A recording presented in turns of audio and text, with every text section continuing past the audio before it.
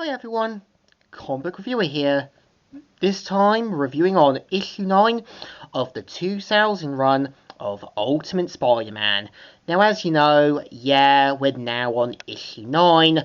That is going to give us the glimpse of the ultimate version of the Kingpin as well as the Enforcers. So let's get on with the story. It mostly starts off with the Enforcers talking, and of course, in this continuity, Ox is meant to be African American, and we see how Fancy Dan is talking about how he didn't get his job when he was a teenager working at McDonald's. And I like how, Montana and even Ox talk about it being childish, and he says, "Hey, the place irritates me every time I look at it. You're wacky ill, dude, you know that?"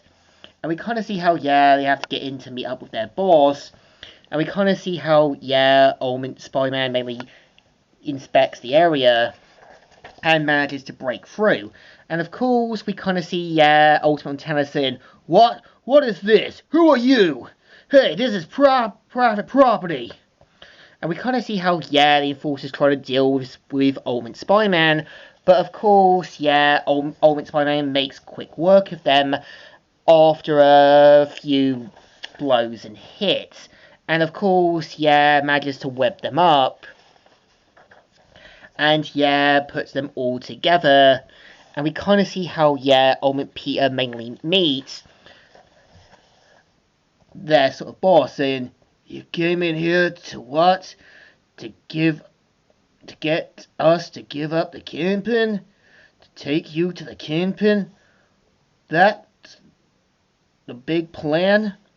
More or less, And, you are? Kind of weak plan, don't you think? Who are you?" And we kind of see how, they have to point out that they have to go directly to the Kingpin's property and take something important from him. And, even says to Peter he needs to think logically. And, of course, FBI show up. Ultimate Peter, mainly makes his getaway and manages to get away just in time.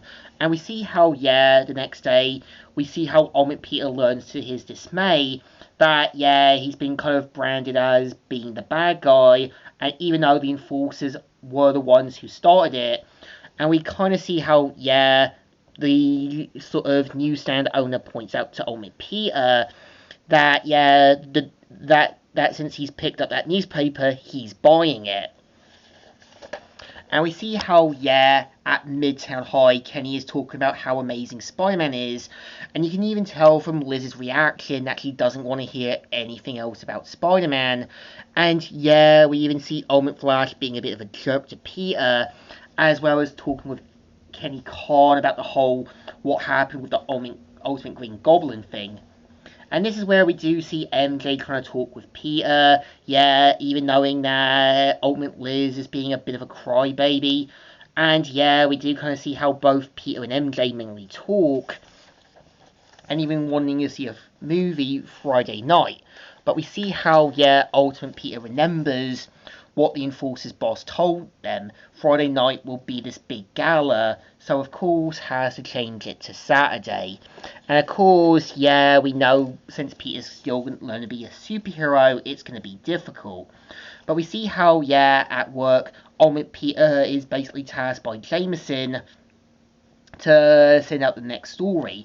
And we see how he even asks his boss why he basically prints a lot of slander about Spider-Man. And we kind of see Ultimate Jameson saying, "Well-rounded, let he give you a little lesson.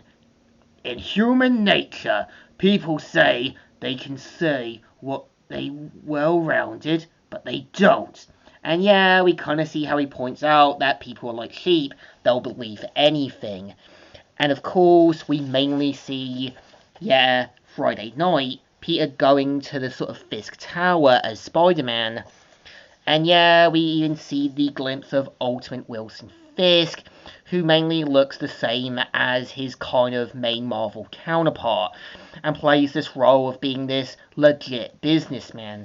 So of course, when Peter mainly breaks into his sort of office to try and get any leads. So of course, the story ends with Ultimate Kingpin trying to take out Spider-Man. And yeah, this is the story. So I think issue 9 is kind of okay. Like I said, you know where they're gonna go. They're gonna have that story where it's gonna rush Kingpin in.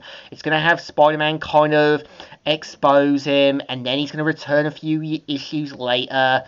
I think what Spider-Man the animated series got right is how Kingpin could literally play this James Bond style villain. He literally had Spencer Smythe and other henchmen to work for him. I think what as well Spectacular Spider-Man got right at is actually changing the status quo, but having it with Tombstone instead. And I think this is the point where I do think Kingpin has become more of a Daredevil villain now and less of a Spider-Man villain. And I think, in my opinion, changing Kingpin to Tombstone made complete sense, as Tombstone had potential to be a great crime boss if done right. So I think this issue still deserves a thumbs up. Still good, still alright, and still readable. So, Comic Reviewer here, signing out.